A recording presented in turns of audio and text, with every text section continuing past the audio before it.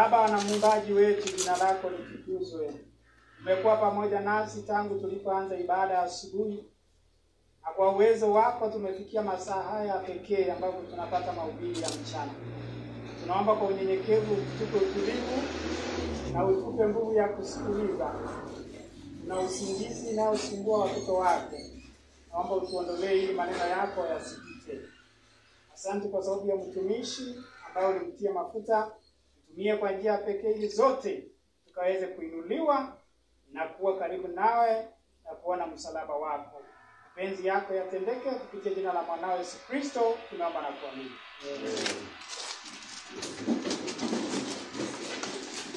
Karibu sana mtumishi Pedro kwa ajili ya neno la Mungu.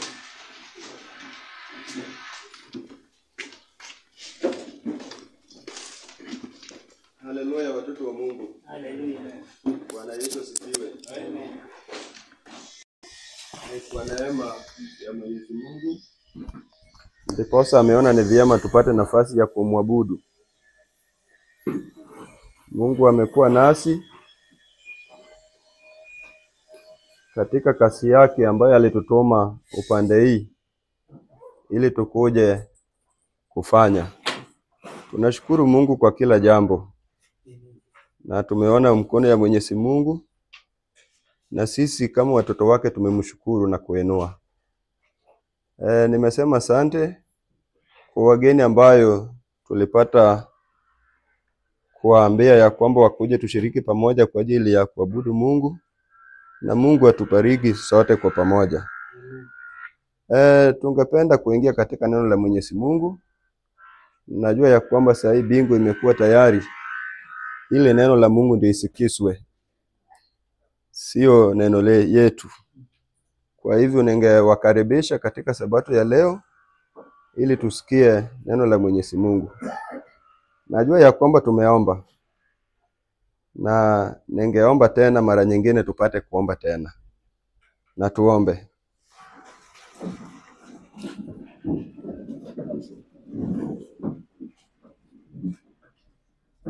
Mungu wetu, Baba wetu, muumba mbingu na nchi, na tena ni muumba wetu.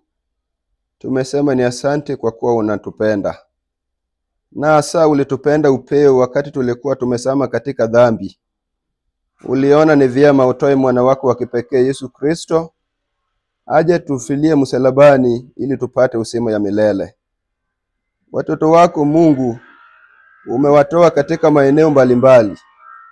Ndio hawa wamejisanyika mbeleni mwako. Na kusii ya kwamba tutakase, utusafishe, utuoshe na damu ya mwana wako Yesu Kristo. Kisha uongee nasi kutoka katika kiti chako cha enzi. Ututayarishe katika ufalme yako ambayo imekaribia. Ningeomba ya kwamba Mungu, wewe mwenyewe nena nasi. Tumekuja kukuabudu. Na katika jina la Yesu tunaomba na kuamini. Amen.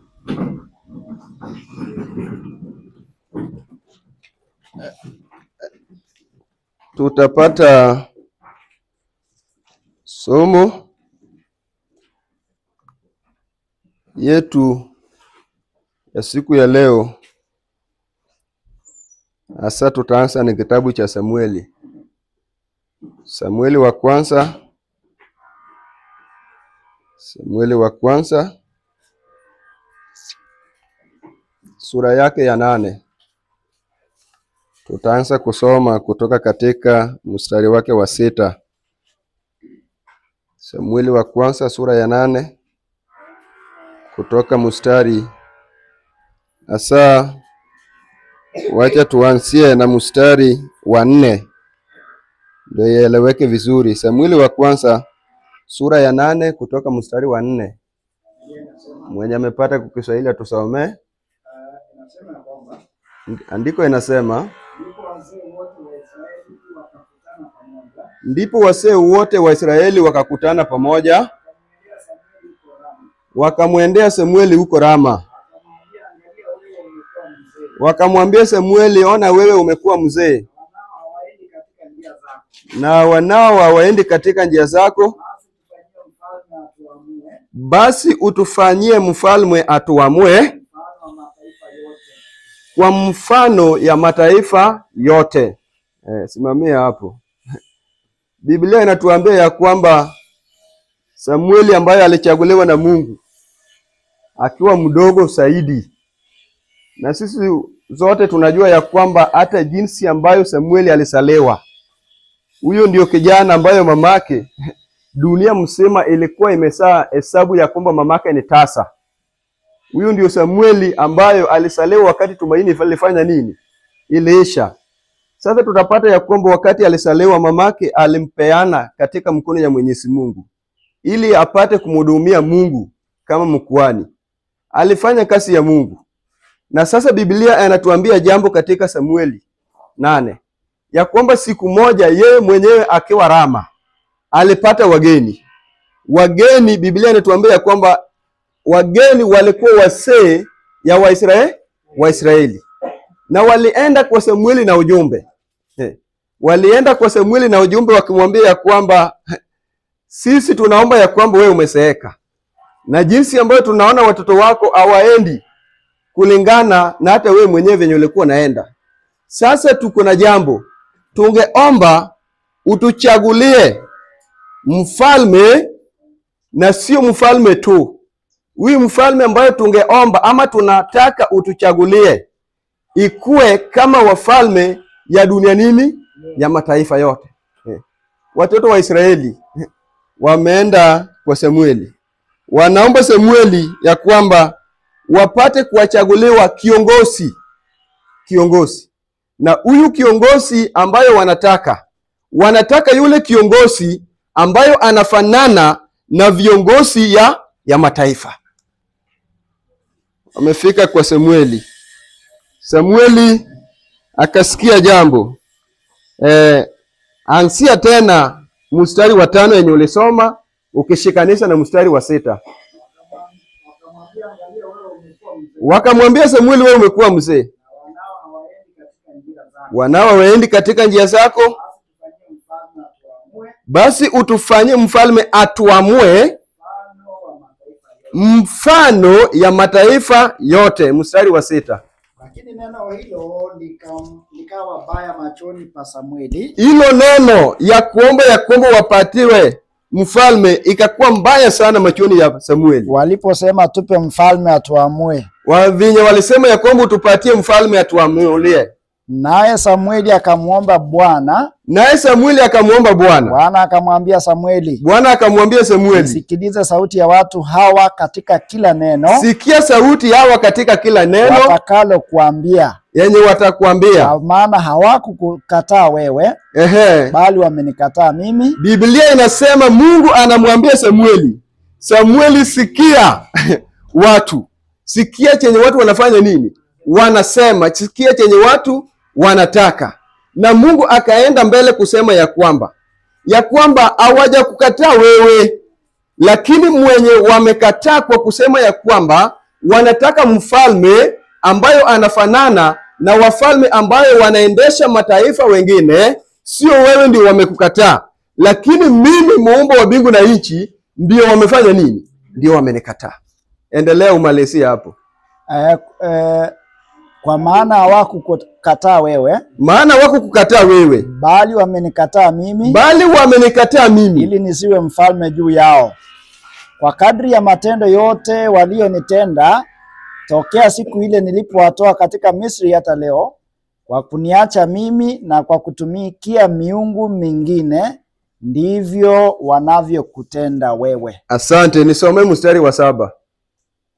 Bwana akamwambia Samueli. Sikiliza sauti ya watu hao. Katika kila neno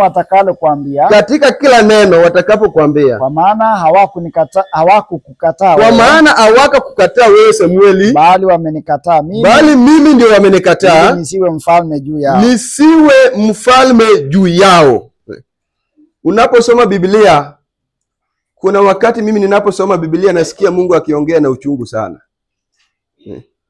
Ya kwamba ilifika mahali wasee wameelewana, wakakaa kwanza katika kikao, wakaelewana ya kwamba tutamwendea Samueli na tutaenda kumwambia Samueli ya kwamba Samueli, tunataka utufanyie mfalme, na huyu mfalme tunataka utuchagulie mfalme sawa sawa na mataifa mengine. Na Biblia inasema ya kwamba wakati walimwambia Samueli hiyo maneno ilichukia ama ilifanya Samueli akakuwa na usito ndani ya moyoni mwake. Nilikuwa najiuliza kwa nini Samuel aliona hiyo maneno ni mbaya, na wenye wameenda Biblia inaniambia ni wazee wamefika kwake. Na Samueli jinsi ambayo unamjua akamwendea Mungu.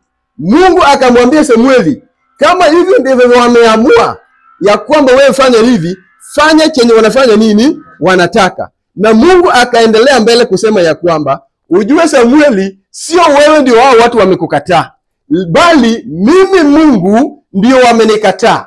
Wamenikataa ili nisikue kiongozi yao. Wamenikataa ili mimi nisikue mfalme yao. Kabla Mungu ama kabla wana wa Israeli hawakuwa wamechagua kujichagulia hao wafalme, nani alikuwa kiongozi yao? Biblia inatuambia ya kwamba mwenye alikuwa kiongozi yao, mwenye alikuwa anawaamulia, mwenye alikuwa anawatangulia katika jambo ni nani? Ni Mwenyezi Mungu. Inafika mahali ambayo wana wa Mungu wenye waliumbwa na Mungu, inafika mahali ambayo wanachoka na Mungu muumba wa mbingu. Wamechoka na Mungu. Wameenda kwa Samueli na wakalinganisha Mungu muumba wa mbingu na wakalinganisha pia wafalme ya mataifa. Wakaona ni vyema Samueli awachagulie mfalme sawa sawa na mataifa mengine. Wapendwa, Mungu anasema ya kwamba Samueli, jua ya kwamba si wewe ndio wamekukataa. Hayo maneno saa zingine tunapoongea na watu neno la Mungu, saa zingine sinanitia nguvu, kwa sababu inawezafika hii dunia ambayo Mungu anaweza kukufungulia macho uone ya kwamba kuna dhambi ambayo watu wakiendelea kufanya, Yesu akienda motoni. Na enyewe kama wewe ni Mkristo kabisa, unasikia uchungu ndani ya moyoni mwako. Ungetamani ya kwamba watu wasikie neno la Mungu, wafuate njia ya Mwenyezi Mungu. Na kuna wenye unawaambia kabisa ya kwamba msitende hivi, ya kwamba tunataka tuende na nyinyi katika ufalme ya Mungu. Lakini nafika mahali ambayo watu wanafanya nini? Ambao watu wanakataa. Biblia inaniambia ya kwamba nikishaenda Madiani hubiri ujumbe kwa wale watu ambayo watakubali, Mungu atawapokea. Kwa wale watu ambayo watakataa, baada ya kusoma andiko, baada ya wao wenyewe kuenda kuangalia na wakajua ya kwamba enyewe walituambia ni Mungu ni mmoja na tumeona hivyo, wakati watakuwa wanakataa mwisho, sio eti mimi ukweli ndio watanikataa, sio eti ya kwamba pastor ndio watamkataa, sio eti brother Bernard ndio watamkataa, lakini Biblia inasema ya kwamba tunapokuwa na ujumbe ya Mwenyezi Mungu tupeleke katika duniani kote jinsi ambayo tuliamuru na Yesu Kristo. Na wakati watu watakapokataa huo ujumbe, nisifai kukasirika, nisifai hata kuwasika na maneno yao, kwa sababu mwenye alinituma niende niwapelekea ujumbe, huyo ndio wamefanya nini? Wamemkataa. Mungu anasema ya kwamba hao watu wameamua nisikue kiongozi juu yao. Juu yao. Biblia inasema ya kwamba hiyo maneno ilimpea Musa Samueli uchungu sana.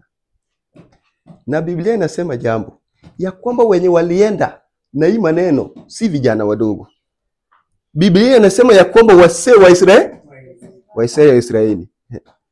Hiyo jambo katika kitabu cha Ayubu 32 mstari wa 6.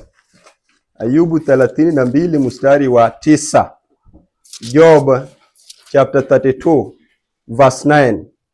Biblia inatueleza jambo.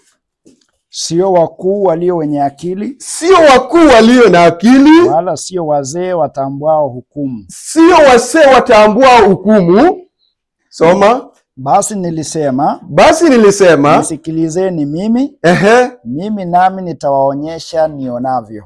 Nirudie mstari wa 9. Sio wakuu walio wenye sio wakuu wa hii dunia ndio wako na akili, wala sio wazee watambuao hukumu. sio wazee watambuao hukumu. Basi nilisema nisikilizeni mimi. Asante brother.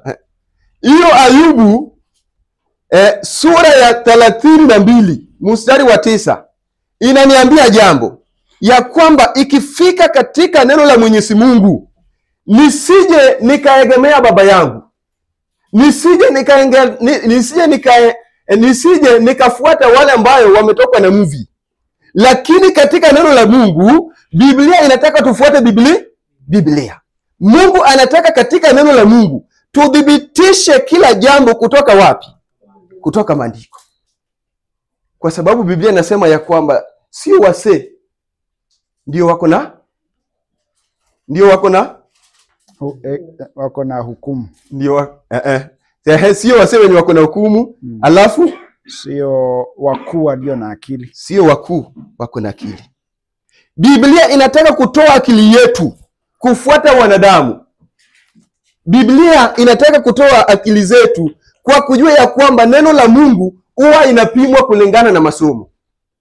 Na uchungu kwa sababu tunaishi katika dunia ambayo neno la Mungu sahihi inapimwa kulingana na gari ambayo mtu anaenda nayo. Tunaishi katika hii dunia ambayo neno la Mungu inapimwa kulingana na venye mvi imetoka katika kichwa cha mtu. Na Paulo wakati ameshakuwa na Timotheo muda mrefu, wakati anaona ya kwamba wanaagana, alimwambia Timotheo ya kwamba Timotheo, kutoka udogoni mwako umeshajua andiko ambayo inafanya mtu anakuwa mwerevu katika maneno na wokovu kwa imani ya Yesu Kristo. Paulo hakuacha Timotheo katika mkono ya wazee. Ndiposa kama tunataka ya kwamba Mungu asimame nasi, ni lazima tufuate nini? Tufuate andiko.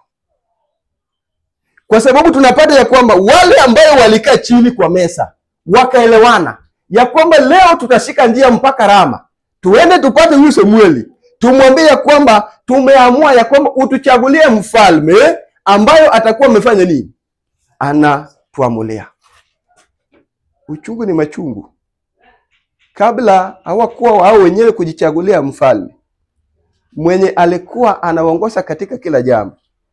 Kitabu cha Kutoka 33 mstari wa 14. Kitabu cha Kutoka 33 mstari wa 14. The book of Exodus chapter 33 verse 14. Maandiko yanasema, the book of Exodus 33 verse 14. Maandiko yanasema, Biblia inasema, akasema uso wangu utakwenda pamoja nawe.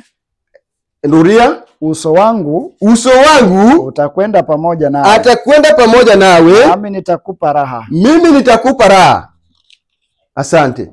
Mungu aliwaambia watoto wa Israeli ya kwamba kila mahali ambayo mnaenda, mjue ya kwamba uwepo wangu. Mwenye amepata kwa Kiingereza atusome. The book of Exodus 33. And he said, and God said, my presence shall go with my presence shall go with thee, and I will give thee rest. and I will give thee rest. Ahadi ambayo Mungu aliwatolea watoto wake ya kwamba mimi Mungu, wakati mtakapoenda mahali, mjue ya kwamba uwepo wangu ataenda pamoja nanyi. Watoto wa Israeli wote Mungu alikuwa anawatangulia mbele. Na kwa kuchagua au wenyewe kuchagulia, waliona ya kwamba hiyo imetosha. Wakaamua ya kwamba wapate kukuwa na viongozi ama wafalme kama mataifa. Kitabu cha Mwanzo 28 mstari wa 15.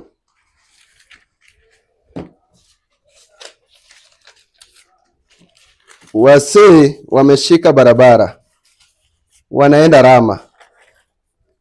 Wameenda wanamwambia Samueli, utufanyie mfalme, tunataka kufanana na mataifa. 28 kitabu cha Mwanzo mstari wa 15. Na tazama mimi nipo pamoja nawe. Mungu aliamua kutoa ahadi kutoka kitambo ya kwamba wale ambayo watamtegemea, Mungu anasema ya kwamba natazama mimi nipo pamoja nawe. Mimi nipo pamoja nawe. Nitakulinda kila uendako. Nitakuenda kila uendapo. Nami nitakuleta tena mpaka nchi hii. Na hata nitakurudisha katika nchi hii. Kwa maana sitakuacha. Hata nitakapo kukufanyia hayo niliyokuambia. Asante. Kuna ahadi ambayo Mungu alitoa ya kwamba kwa wale ambao watamtambua kama Mungu. Alisema ya kwamba tazama, mimi nitakuwa pamoja nawe, nitaenda na wewe mahali popote ambapo utafanya nini? Utaenda, na mimi sitakuacha kamwe. Mungu aliwaambia watoto wa Israeli. Huyu ndio Mungu ambaye wanaume wanafika mahali wamechoka na Mungu. Wanashika barabara wanaenda kwa Samueli. Wanamwambia Samueli, utufanyie mfalme. Tunataka kukua kama mataifa mengine. Wapendwa, mataifa mengine wanakaaje? Kitabu cha Zaburi 135 mstari wa 15. Mataifa mengine ambao wana Israeli walikuwa wanawatamani hao mataifa. Alikuwa wanaona hao mataifa, wanaona vinyi wako. Waisraeli wakatamani kukua kama au mataifa. Au mataifa wengine walikuwa wanakaaje? Kitabu cha Zaburi 135 verse 15. Zaburi 135 mstari wa 15. Sanamu za mataifa ni fedha na dhahabu. Biblia inasema ya kwamba sanamu ya mataifa ni fedha na dhahabu. Kazi ya mikono ya wanadamu. Zina vinywa lakini havisemi. Zina macho lakini havioni. Zina masikio lakini havisikii. Wala hamna pumzi vinywani mwake. Wazifanyao watafanana nazo, na kila moja anayezitumainia. Asante. Basi kwa nini Samueli alikuwa na uchungu ndani ya moyoni mwake? Anaona hao Waisraeli, Shetani anawatoa katika Mungu wa ukweli. Shetani anawapeleka waende waabudu miungu. Wanataka kufanana na mataifa. Na tumepata ya kwamba mataifa hao wanabudu sio Mungu muumba wa mbingu, ila wanabudu sanamu. Wanaacha muumba wa mbingu na nchi. Mungu ambaye ukiongea naye anasikia. Mungu unapomuita katika vita vyako, Mungu anasimama na wewe. Wamechoka na muumba wa mbingu na nchi. Wameamua kuenda kuomba ama kuabudu miungu. Samueli akisikia hili jambo, Samueli alisikia uzito ndani ya roho mwake. Hivyo ndivyo vile wakati huu watu wameacha Mungu muumba wa mbingu na nchi. Watu waliacha Mungu wa pekee. Watu wamegeuka, wakaamua kuabudu miungu.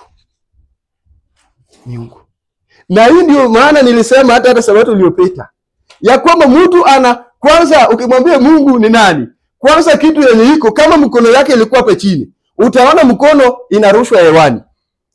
Ikisharushwa hewani, sasa ndio sinaanza kugongwa. Mungu Baba, Mungu Mwana, Mungu Roho Mtakatifu. Huwa nasemanga ya kwamba hata zikiandikwa in capitals, hata zikiandikwa katika herufi kubwa, ya kwamba kwa sababu naona Shetani huwa wanadanganya. Anawadanganya ya kwamba wanapoita ya kwamba Mungu Mwana na waandike kwa herufi kubwa, Shetani anawaambia kwamba sasa wanainua Yesu.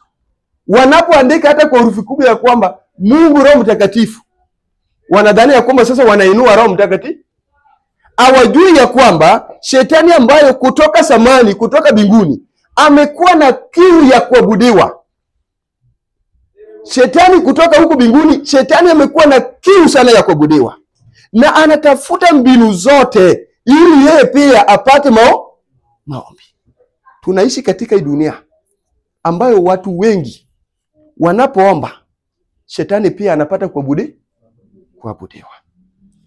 Samueli anaangalia, Mungu anamuonyesha yeye kupitia Roho Mtakatifu. Anaona kitu yenye inafanyika.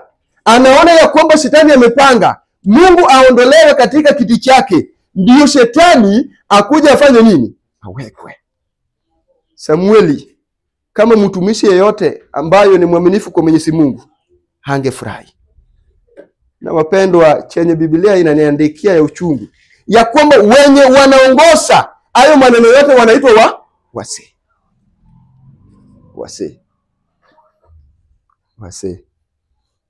Wapendwa, tunaishi katika dunia ambayo lazima tufanye uamuzi. Tuwafanye uamuzi kama tutamfuata Mungu ama tutafuata miungu. Huwa na udhaifu yangu, huwa natameningi sana kusikia neno la Mungu. Ndiposa kuna wanakwaya ambayo wanaitangwa Kings Ministers. Kuna wakati waliweka mkutano mkubwa sana Kisumu, mahali inaitwa Kenyatta Grounds. Hiyo wakati ilinifanya kama nilikuwa bado nafanya kazi pale Kisumu. Nilikuwa nahakikisha ya kwamba nimehudhuria ili nipate kuhubiri. Wakati mhubiri nilikuwa naona ya kwamba amesimama kwa jukwaa anahubiri, nilikuwa natamani ya kwamba nikiona watoto wa Mungu wamekaa chini, natamani ya kwamba Mungu, siku gani utanishika hata mimi mkono mpaka hata nipate watoto wako wa kuhubiria kama hawa. Na nikitoka hapo, hiyo nawaambia true story, we are in the Sabbath, we are in the presence of God. Wakati nilikuwa natoka hapo, napanda gari ya kwenda Kibos mahali nilikuwa naishi, kuna kakona yangu katika hiyo nyumba yangu yenye nilikuwa napiga magoti. Nilikuwa namwambia Mungu, nakusia kwamba hata siku moja unishike mkono ndio nikuhubiri. Na Mungu alinishika mkono na nikaanza kuhubiri Mungu. Na nikahubiri Mungu. Sasa ingine mkutano ingejaa. Na wapendwa, Mungu alikuwa katika hiyo harakati ya kwamba anionyesha ya kwamba yeye ambayo anafaa ni hubiri. Ndiposa hata saa hii nikipata tu mtu mmoja tu ambayo naweza kaa naye chini, kitu yenye huwa namuulizanga ya kwanza, na je, unajua ya kwamba Mungu huwa pekee? Hiyo ndio kitu yangu ya kwanza. Eri nihubiri hata siku moja, nihubiri hata dakika moja, hata kama nitahubiri hapa alafu baadaye nifukuzwe, lakini niwaambie Mungu ambaye anafaa kuwafanya nini? Kuabudiwa. Huyo ndio Mungu ambaye Wanaisraeli ifika mahali wamechoka naye. Wanasema tunataka kufanana na mataifa. Kitu ambayo inaleta shida, watu wanataka kufanana na mataifa. Hata sasa kitu ambayo inaleta shida, watu wanataka kufanana na jinsi ambayo kanisa inafanya nini? Inafanya. Yesu akikuja, hiyo hata narudia, Yesu hatakuja kuchukua SPCR.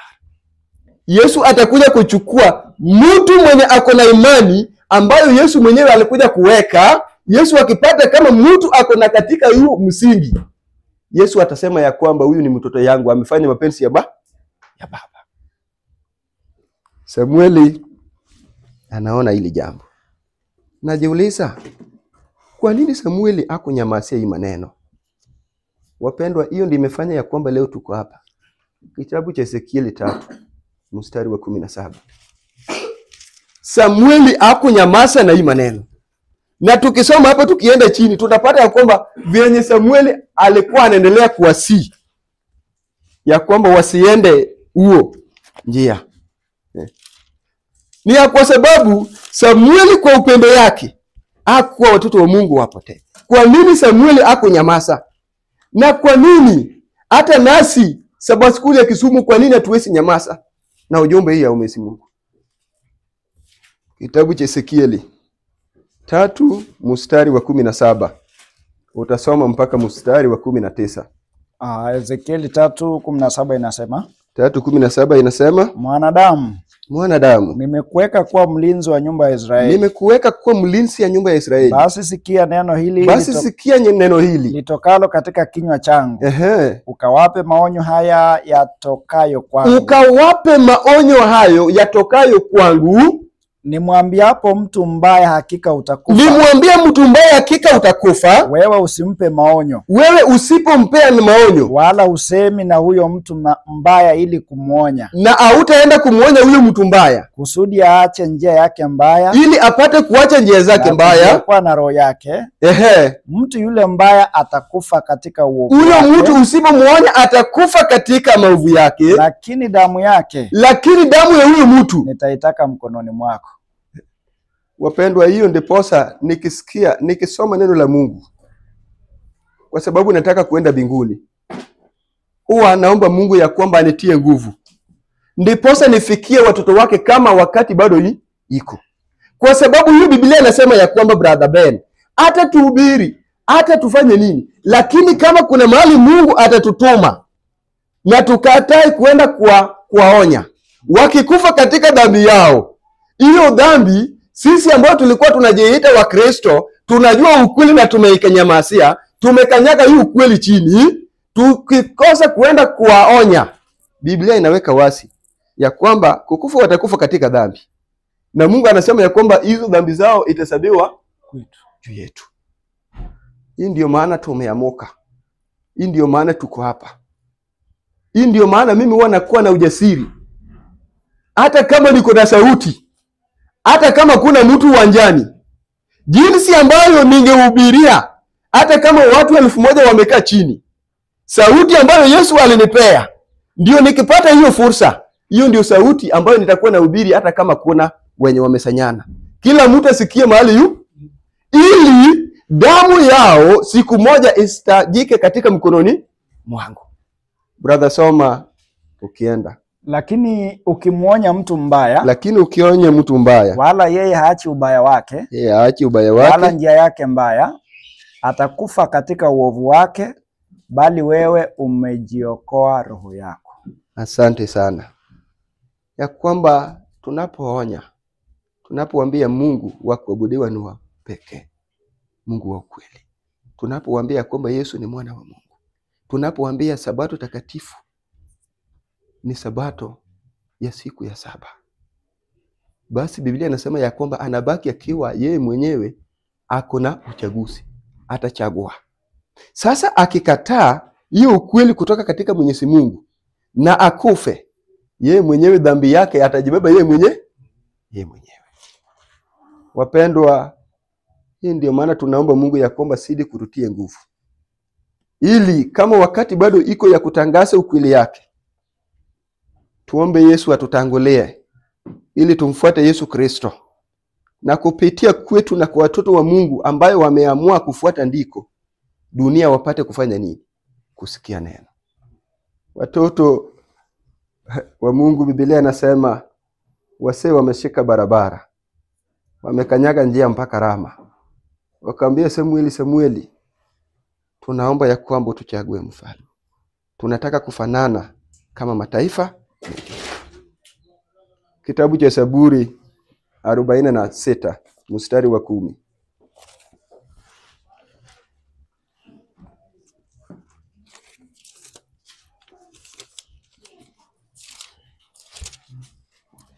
Zaburi 46 mstari wake wa 10. Inasema ya kwamba,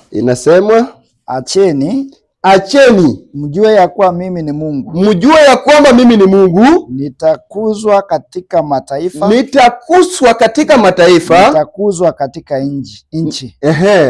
Bwana wa majeshi yu pamoja nasi. Mungu wa Yakobo ni ngome yetu. Asante. Chenye ilifanya ya kwamba Mungu achague taifa la Israeli ikuwe kitu ambayo kisungu inaitwa a peculiar nation. Inaitwa tunu lake. Chenye ilifanya kwamba Mungu achague taifa la Israeli ya kwamba kupitia Israeli au Mungu wa ukweli apate kufanya nini? Kujulikana.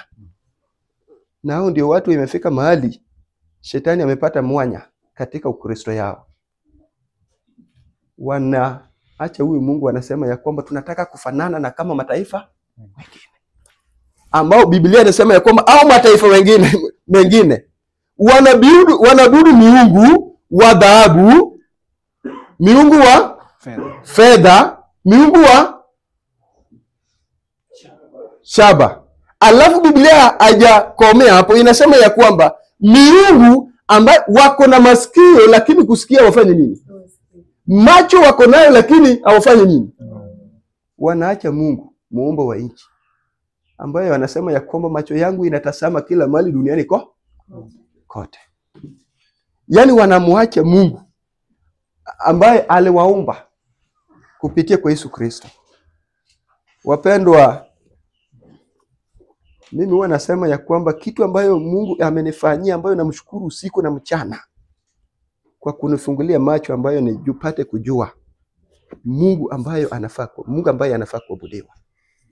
Sisi sahihi kama watu wa SDCR ama kama sisi watu wa Adventista ambayo Yesu aliweka msingi yake, mtu alikuja kusema ya kwamba sisi kama tutaingia mbinguni itakuwa kuchagua kwetu. Kwa nini? Tunaomba Mungu sio ya kubatisha.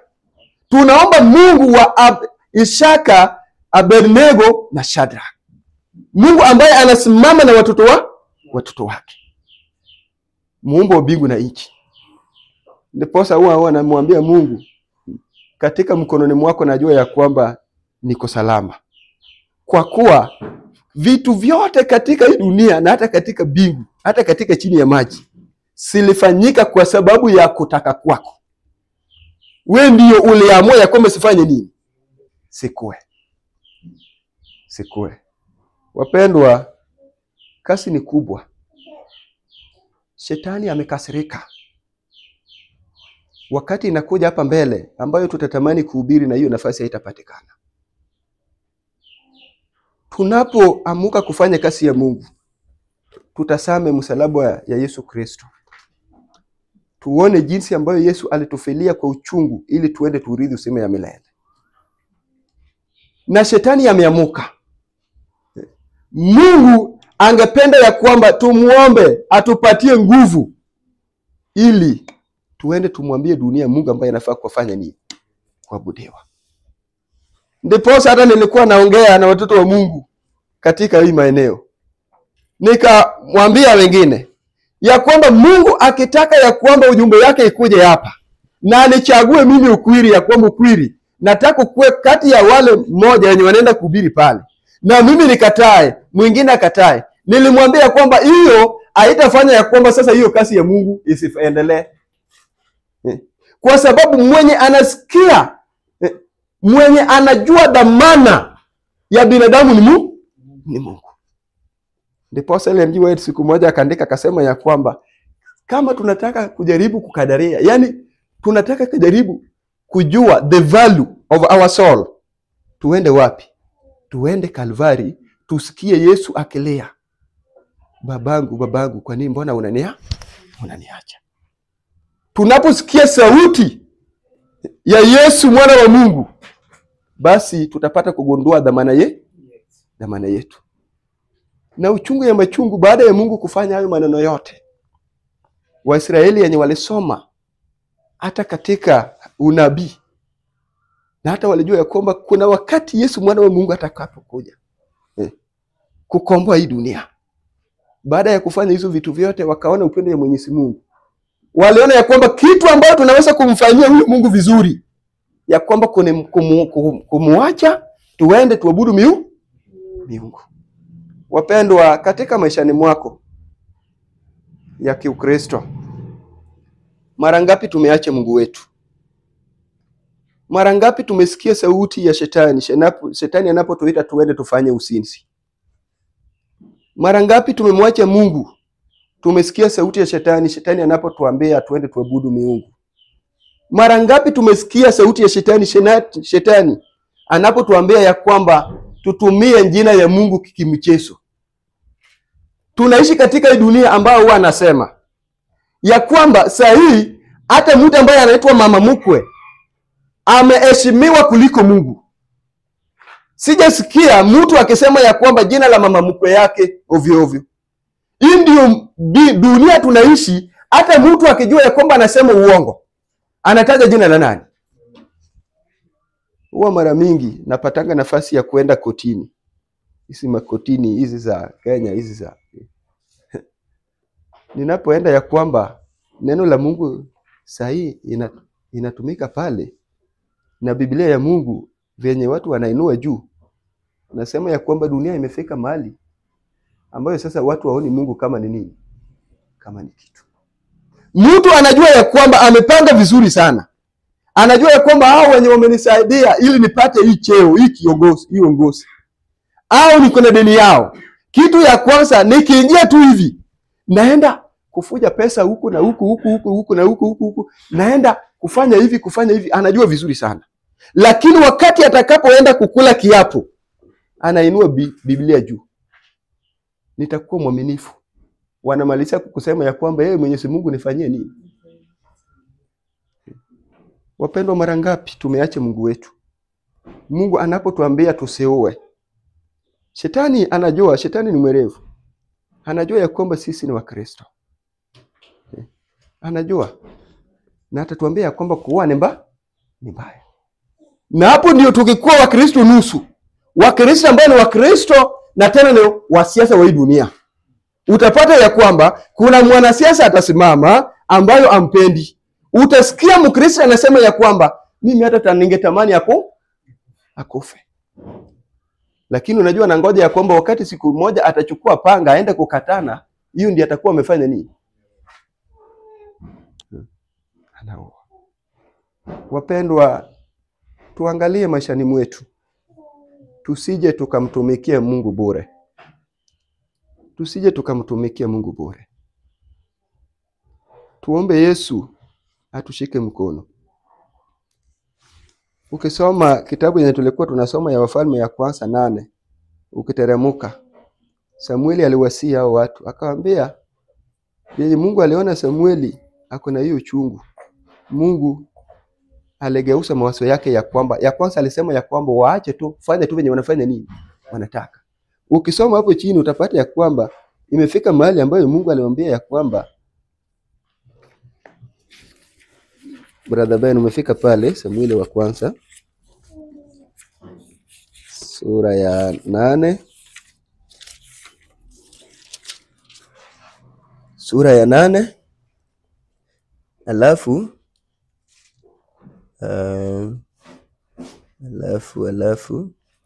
soma mstari wa 10. Mstari wa 10 nasema naye Samueli akawaambia wale watu waliotaka mfalme maneno yote ya Bwana. Akasema, mfalme atakayewamiliki nyinyi atakuwa na desturi hii. Brother, soma mstari wa 7. Bwana akamwambia Samueli, isikilize sauti ya watu hawa katika kila neno watakalo kuambia. Soma. Kwa maana hawakukukataa wewe, bali wamenikataa mimi. Soma. Ili nisiwe mfalme juu yao. Soma. Kwa kadri ya matendo yote walionitenda tokea siku ile nilipowatoa katika Misri hata leo, kwa kuniacha mimi na kwa kutumikia miungu mingine, ndivyo wanavyokutenda wewe. Basi sasa isikilize sauti yao, walakini waonye sana, na kuwaonyesha desturi ya mfalme atakayewamiliki. Asante. Huyo ndio Mungu ambaye tunamwabudu. Kwa hakika kama sio huruma ya Mwenyezi Mungu, hata nasi sahi hatungekuwa hapa. Ya kwanza alimwambia Samueli, wewe fanya tu venye wanafanya nini? Wanasema. Lakini venye aliona ya kwamba hiyo maneno imepea Samueli uchungu, akaamua kumwambia Samueli ya kwamba Samueli, kitu ya kwanza unafaa uwaonye, uambie ya kwamba itakuwa tabia ya huyo mfalme ambaye wanafanya nini? Wanataka. Mungu wetu ni Mungu wa huruma. Anapeana chance kwa watoto wake. Mungu angetaka hata mtoto yake mmoja afanye nini? Apotee. Anamwambia vizuri sana. Hapo ndio aliwaambia ya kwamba unaona huyo mfalme ambaye unataka huyo, au mashamba yenu wao yenye mnalema, atachukua afanye zake. Si mko na mabinti? Mjue ya kwamba hao ndio watakuwa sasa wanamfanyia yeye kazi. Hata bibi yake, yeye hata sasa atakuwa ananyorosha mguu hata kama ni kwa mesa. Ujue ya kwamba hao mabinti zenu ndio atafanya nini? Atafanya kazi. Na wanawake ambao wako na wanaume, mjue ya kwamba mara mingi hamtakaa nao mabwana zenu. Kazi yao watakuwa ya kwamba wanakimbia kando ya magari yao wao wafalme ambao wanafanya nini? Wanataka. Na Mungu anasema kwa uchungu ya kwamba tangu nitoe watoto wangu Misri, hiyo ndio imekuwa tabia yao. Kwa kuniacha kufuata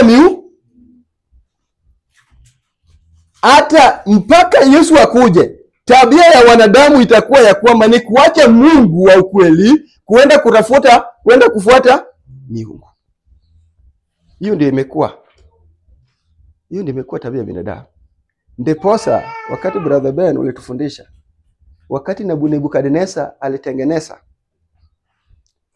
ile mnara akaweka katika pale uwanjani ya Dora, hakusema ya kwamba mtu ambayo atabudu siku fulani. Katika Danieli pili haikuwa ya kwamba siku ya kuabudu, lakini ilikuwa Mungu mwenye unafanya nini?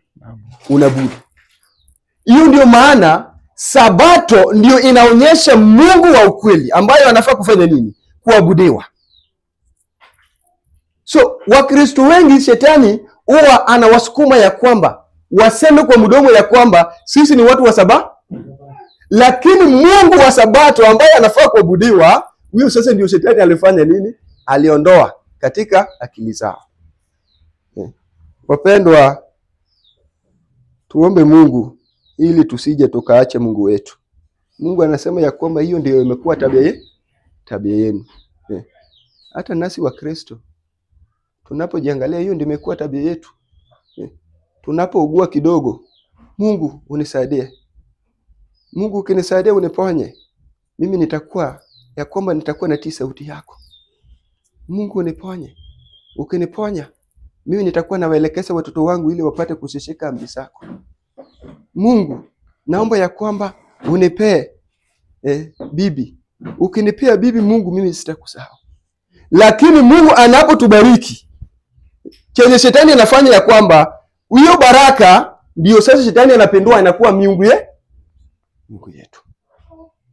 Ndiposa naomba Mungu sana. Naomba Mungu. Na kuna wakati nilikuwa nawaambia wakina Mike tunaposhiriki nao pale kwangu, nikamwambia kwamba Mike, naona ya kwamba Mungu anaendelea kunibariki. Hapa naona ya kwamba kuna kamewa, kuna nini katika hili boma. Namwambia na kwamba naomba Mungu sana ili kila kitu ambayo Mungu ananibariki nacho, shetani asije akatumia hiyo kitu kuwe Mungu wa katika hii dunia. Watu wangapi ambayo kazi yao imekuwa Mungu yao? Watu wangapi kazi hii imekuwa Mungu ya? Na hata watu ambao wamejua Sabato, Mungu anasema ya kwamba tufanye kazi yetu katika siku 6, siku ya 7 tufanye nini? Tustarehe, tupumzike. Wakristo wangapi ambayo siku ya Sabato yeye mwenyewe amevaa vizuri, ametoka vizuri, lakini kwa gate wanatoka yote, lakini wakifika pale anasukuma mtoto kisogo. Daddy, enda usome, wache nasi tuende kwa kanisa. Enda usome. Wakristo wangapi? Kumaanisha ya kwamba hata shule ya hii dunia imekuwa Mungu anasema ya kwamba hiyo ndio imekuwa tabia ya wanadamu. Mimi hata nikiwafanyie nini, mara ya mwisho huwa wananisahau. Wapendwa, ningewasihi ya kwamba tuombe Mungu sana. Tusije tukasahau Mungu na sisi wenyewe kujiinulia. Unajua hata katika hii kasi yetu, kasi ambayo imebarikiwa kabisa ya Mungu hii ya kuhubiri, hata hii tusipochunga, hata hiyo shetani anatutafuta nayo. Wakati nitakapokuja hapa Madiani, nipate kama labda nimekuja bila kuambia, nipate kama labda kuna brother alikuwa sasa ameshawekwa, ameomba mwezi mzima ya kwamba leo naenda kuhubiri. Nikikuja niwaambiwe ya kwamba najua ukweli umetukawia, lakini tulikuwa tumechagua huyu brother ndio leo atuhubirie. Hata tulimwambia mapema sana. Hata tumwambie mapema sana. Inafaa niombe Mungu, niseme Mungu haleluya. Hata leo wache mimi hata pia nilishwe neno lako. neno lako. Nilisema wakati bado nilikuwa katika pale ambayo watu walikuwa wananiitanga Udadwen, wanasemanga hivyo kwa Kijaluo ya kwamba Udadwen, na nilikuja kuambia ya kwamba mlikuwa mnaniita na jina ambayo si yangu, kwa sababu walikuwa wananiita ya kwamba mimi ni Muadventista. Nilikuja kuambia ya kwamba mlikuwa mnaniita na jina ambayo haikuwa yangu, kwa sababu si kuwa mtu wa Adventista. Nikaambia kwamba saa hii ndio ningependa ama nafurahi mnaponiita hivyo. Wapendwa, tuombe Mungu. Hakuna mtu mwenye akona nguvu.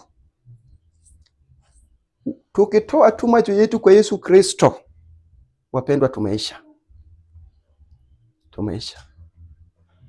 Sasa kuna siku tulikuwa na watu wengine, nikamwambia kwamba nimewakaribisha sana ili turudi katika imani ya zamani. Lakini ninapo waomba ya kwamba turudi katika zamani, tukue watu wenye wako na ile imani. Kitu ambayo ningependa ya kwamba tusije tukasahau ya kwamba tuombe Mungu bila kukoma. Kwa sababu kitu yenye iko, shetani sahihi anajua ya kwamba wale Mungu anasema ya kwamba imekuwa tabia yenu ya kuniacha kumfuata miungu. Shetani anajua ya kwamba sasa wamesikia sauti ya. Lakini kunao wenye sasa wanaomba Mungu wa ukweli. Au sasa shetani mahali yenye angependa ya kwamba hata jenge hema ni kwa hao watu wenye wanajua Mungu wa nini. Ndiposa Nebukadneza hakuwa na shida na watu wengi wenye walikuja. Shida ilikuwa kwa watu wangapi?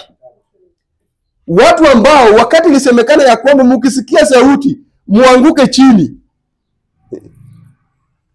Nikasoma kitabu kingine ikaniambia kwamba walikuwa wamesimama wema kama mlingoti. Wema. Na wapendwa, ujue wenye walikuwa pale sio ya kwamba Shadrach, Meshach na Abednego na Danieli pia ndio peke yao ndio walikuwa Wayahudi, Wahibrews. Kuna Wahibrews wengi pia walikuwa pale. Na walifanya nini? Kitabu ya Samueli sura yake ya 8 mstari wake, Samueli 8 mstari wake wa 18. Nanyi mtalia siku ile kwa sababu ya mfalme wenu mliojichagulia. Bwana asiwajibu siku ile. Asante brother, shika break. Hivyo ndio itakuwa. Tunapohubiria watu Mungu wa ukweli, wakikataa kuenda kuabudu miungu, kuna siku jinsi ambayo ilifanyika hapa. Kuna siku wakati Yesu atakapokuja, ndio watu watakuwa wamejua ya kwamba kwani ile ujumbe ambayo tuliletea Madiani ilikuwa ya maana. Na Mungu anasema ya kwamba sasa wakati mtakapolia, wakati mtakapo mnahitaji, lakini mimi sitafanya nini? Sitawajibu. Siku inakuja. Siku inakuja hata ambayo wafalme ambayo huwa wanaona ya kwamba labda wanaongoza mataifa, kila siku wanaendelea kutengeneza mabunduki mpya, kutengeneza hataris, kutengeneza zile vitu vya kuwa watu makifaru. Siku inakuja ambayo watakuja kujua ya kwamba Mungu ni Mungu. Siku inakuja. Siku inakuja ambayo kila mtu katika hii dunia atajua Mungu ni nani? Ni Mungu. Sasa hii watafanya hizo vitu vyao tu. Mungu kwa huruma zake anawaita tu. Roho wake Mtakatifu hata wanapopanga vitu vimeovu, Roho ya Mungu anaongonesa nao tu. Lakini siku inakuja ambayo watahitaji Mungu. Siku inakuja. Brother Ben, mahali ulitusomea ilifika mahali hapo. Hiyo selected messages 204. Ilifika mahali ile ndio itanasema ya kwamba wakati wataacha hiyo msingi, hiyo fundamental principles, watajenga imani yao, watajenga nyumba yao katika mchanga. Ambayo upepo ikikuja itafanya nini?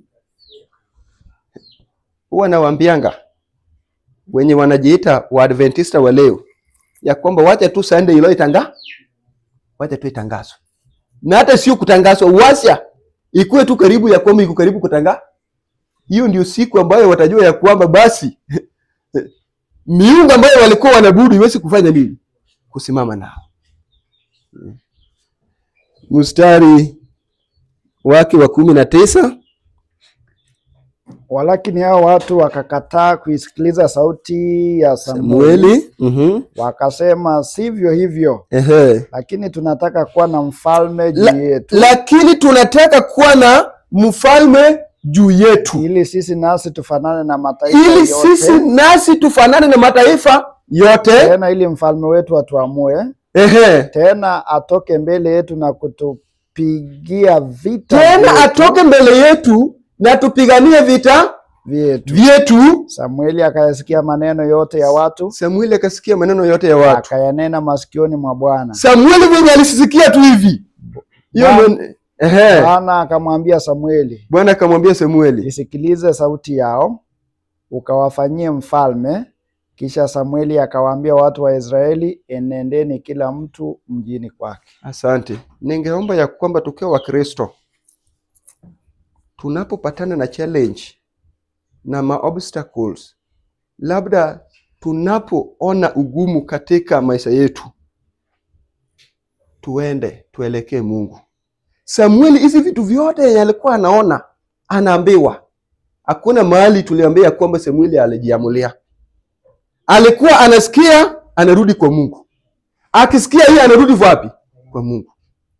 Wapendwa, ningeomba ya kwamba Mungu hata nasi atufundishe hii tabia. Ya kwamba brother Ben, labda saa zingine hapa labda tunapokuwa sana, turudi kwa Mungu tumwambie, Mungu, tumekosana na brother Ben. Kwa sababu wakati tutaona ya kwamba sasa tutakuwa tunajiamulia, hiyo ndio huwa mara mingi ni kuanguka kwetu. Na hii ndio tabia yenye hata Nehemia alikuwa nayo. Anaambia kwamba unataka kujenga ukuta. Hii mmejenga ya kwamba hata mtu akitingisa tu hivi itaanguka chini. Wanampiga kabisa. Biblia inatuambia ya kwamba Nehemia yeye anajibu kwa kupiga magoti kumwambia nani? Kumwambia Mungu. Wamlisema ya kwamba, hebu nisome hii kwa Kiingereza. 20 inasema, that we also may be like all the nations. All the nations. Hiyo ndio maana unasikia kwamba taifa Israeli ilikuwa taifa teule ya Mwenyezi Mungu. Mungu aliwapatia ukweli yake na Mungu mwenyewe akajidhihirisha kwao. Akawaambia kwamba basi nataka mahali popote ambapo mtakapopita muende mwambie Mungu ambaye anafaa kufanya nini? Anakuja. Lakini wamesema ya kwamba nasi tunataka kukua kama mataifa yote. Yaani sisi tunataka ya kwamba tuabudu miungu. Inasema ya kwamba and that our king may judge us and go out before us and fight our battles. Wakati walikuwa nasema wanataka kukua kama mataifa mengine, unajua Mungu anasema nini katika Biblia? Kitabu cha Kumbukumbu la Torati 4 mstari wa 7. Wanataka kukua kama mataifa mengine. Kumbukumbu la Torati 4 mstari wa 7. 4:7 Kumbukumbu la Torati, maandiko yanasema, The book of Deuteronomy chapter 4, the book of Deuteronomy chapter 4 verse 7. Kumbukumbu la Torati 4 mstari wa 7. Andiko inasema, kwa maana liko taifa gani kubwa lililo na Mungu aliye karibu nao kama Bwana Mungu wetu, alivyo kila tumuitapo. Asante. Yaani Musa aliona Mungu na akasema ya kwamba katika hii dunia yote ni taifa gani ambayo tunaweza linganisha na taifa ya Israeli, ambayo nasi tuko na Mungu, ambayo Mungu ako karibu nasi, kila tufanye nini? Tuitapo. Huyu ndio Mungu ambaye anaachwa watu wanaenda kufuata miungu. Wanasema tunataka kukua kama mataifa mengine. Wanaacha Mungu wa kweli ambaye ako karibu nao kila wakati. Wakimuita tu hivi, Mungu amefanya nini? Amejibu. Wanasema ya kwamba we want a king who may judge us and who will go out before us and fight our battles. Wapendwa, ningewasihi ya kwamba kulingana na venye Mungu ametufanyia, tuombe Mungu ili tusije tukamsahau. Kitabu cha Isaya 33 mstari wa 22. Wanataka kiongozi ambaye ataenda mbele yao, ambaye atapiga vita vyao. Hiyo wanasema hivyo. Kitabu cha Isaya 32 mstari wa 22. Kwa maana Bwana ndiye mwamuzi wetu. Kwa maana Bwana ndiye mwamuzi wetu. Bwana ndiye mfanya sheria wetu. Bwana ndiye mfanya sheria wetu. Bwana ndiye mfalme wetu. Bwana ndiye mfalme wetu. Ndiye atakayetuokoa. Yeye ndiye atakayetuokoa. Mimi hata kama watu wataacha Mungu, ningeomba Mungu anishike mkono ili niseme ya kwamba Mungu ndio kiongozi wangu. Yeye ndio atatupigania. Yeye ndio uamuzi wetu. Yeye ndiye alitupatia sheria, na mwishowe chenye najua ya kwamba Mungu atatuokoa. Sasa wameacha huyu Mungu wenye alikuwa anawapigania, anawaokoa. Wanataka miungu ambayo wakana sikio wametengenezewa, lakini wafanye nini?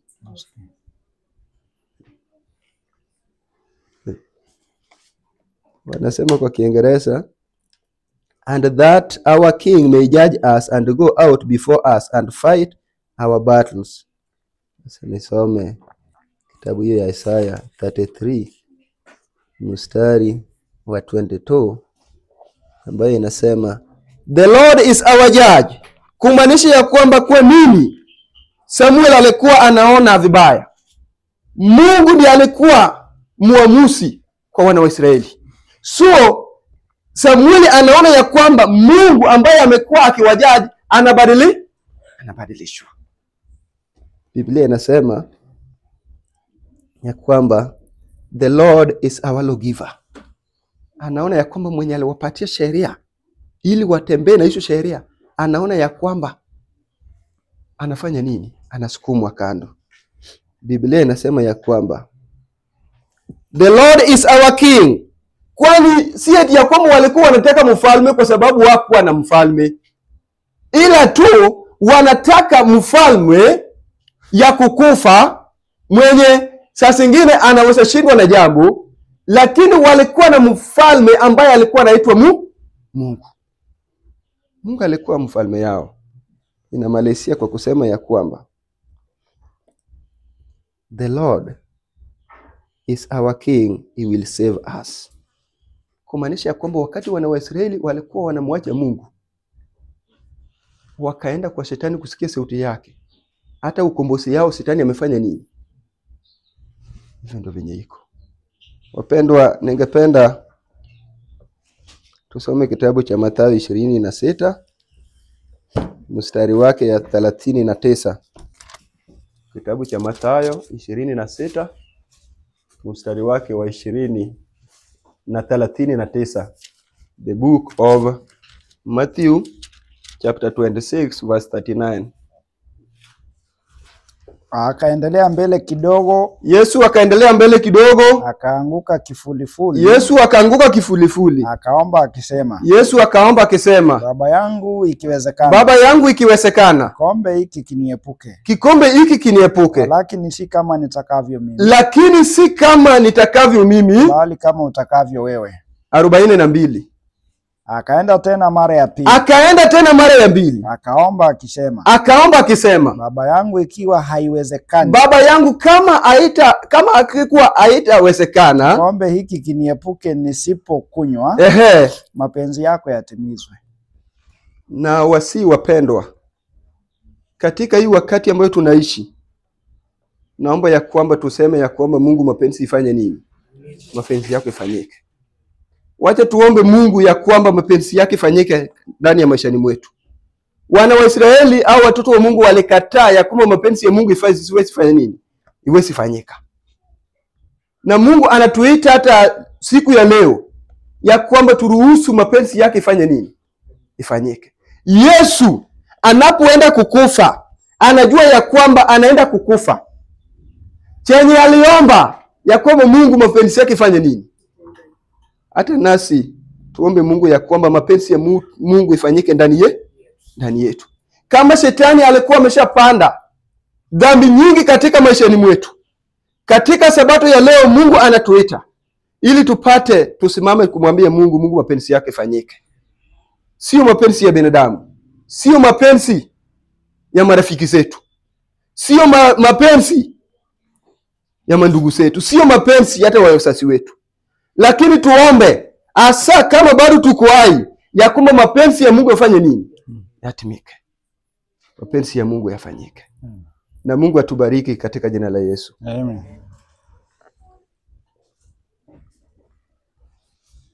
Ningependa tuimbe namba wa 10.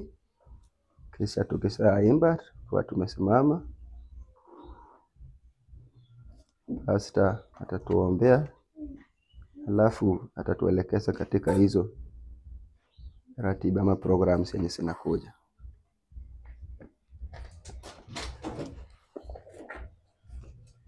Simame na wimbo na kumi. Kristo wa neema yote.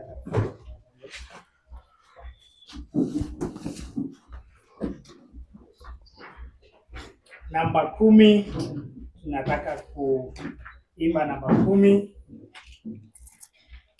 Napoimba nambari 10, ningependa na wale ambao Mungu amewajalia wamesikia ujumbe huu na sauti hii na wanaomba kwa njia pekee Mungu awasimamishe wamfuate huyu Mungu wa kweli na wasije wakarudi nyuma kabisa. Najua kuna wale tayari wameamfanya uamuzi ndani ya moyo yao wakisema kulingana na ujumbe ambao tumepata sisi, mahali popote tumekutana nayo, tunataka kusimama na huyu Mungu wa kweli bila kumuacha. Ningependa watakuja ili tuweze kuomba pamoja nao. Wale wamefanya uamuzi ndani ya moyo wao, wanasema sitaki tena kuwa mgeni katika safari hii, nataka kuwa mwenyeji pia, ni mwabudu huyu Mungu pamoja na watu wa Mungu ambao wameamua. Kwa hivyo tutakapokuwa tukiimba, nitaomba uweze kuja mbele tuweze kuomba pamoja nawe. Kristo, Kristo wa neema yote, sing. Kristo wa neema yote, imbisha moyo wangu, mifulizo ya baraka inaamsha shangwe kuu. Unifunze nikupende, nikuandame kote, moyo wangu ukajae furaha na tumaini. Namshukuru sana Bwana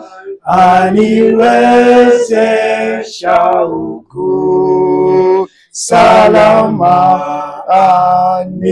aniongoza hata kule nyumbani. Yesu alinitafuta njiani mbali kwake, akatoa damu yake nipone hatarini. Kweli mimi mwiwa mkubwa wa neema daima, wema wako unifunge zaidi kwako Bwana, kweli ili nisivutwe tena kukuacha emponya. Nitwalie moyo wangu uwe wako kamili. Asante. Pengine kuna mtu pia amekuwa akija lakini hajafanya uamuzi kabisa na angependa kujiunga rasmi na kanisa hili la Mungu. kwa njia hii ya maombezi tuweze kuomba pamoja naye, atembee pamoja na watu wa Mungu ambao wametembea kwa muda huo. Pengine umekuwa ukija lakini hujafanya uamuzi kabisa. Leo hii ni siku ya pekee ambao Mungu anakuita kwa njia pekee, tukaweze kuomba ombi la pekee. Mungu akushike mkono, uendelee kujua ukweli huu zaidi na zaidi. Kuna mwingine katikati yetu ambaye anataka afanye uamuzi wake siku ya leo, kwa sababu ameona nuru hii na anatamani kutembea katika nuru hii. Aingie na ajifunze na hata apeleke ujumbe sehemu mbalimbali kwa ajili ya utukufu ambao ameona kwa Mungu wetu. Tunaona kwamba watu wamekuwa wakifanya maamuzi ama wamekuwa wakimwacha Mungu, lakini imefika wakati tunatakana kumfuata huyu Mungu wa pekee na wa kweli. Na imefika wakati sasa wa kuandamana na wale wamefanya uamuzi, na leo hii Mungu anakuita kwa njia pekee. Kuna mwingine kama huyo, tuweze kuomba pamoja naye. Karibu sana dada yangu. Kuna mwingine, karibu sana ndugu yangu. Amen. Ndio. Asante. Baraka.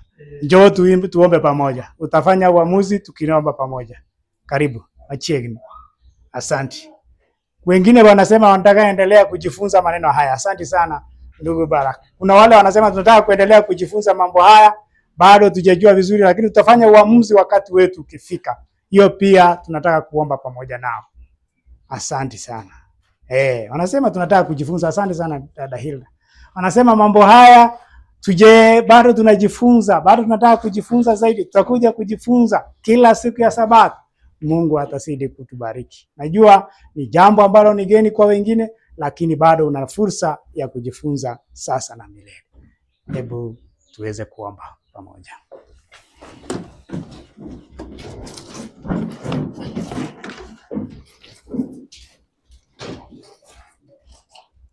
Baba muumbaji wetu, jina lako litukuzwe. Mchana wa leo tunashukuru sana, kwani umenena pamoja nasi kupitia kwa mtumishi. Tukaona Baba wa mbinguni jinsi watu wamewahi kukuacha, hata wale uliowateua wa Israeli, na wakaamua kufanya kama vile mataifa wamefanya. Lakini bado uliwapa nafasi ya pili. Na Samueli akalilia Hawa kama nabii, akajua yale ambayo yataweza kutendeka mbele. Lakini Mungu akaruhusu.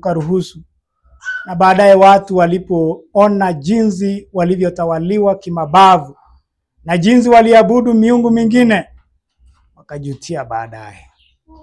Leo hii kuna watoto wako wanafanya uamuzi.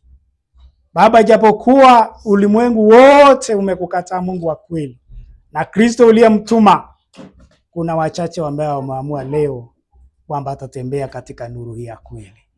Uwatie nguvu na uwape nguvu wawe washindi, watembee katika nuru yako milele na milele. Washike mikono. Kuna wale bado wanataka kujifunza zaidi.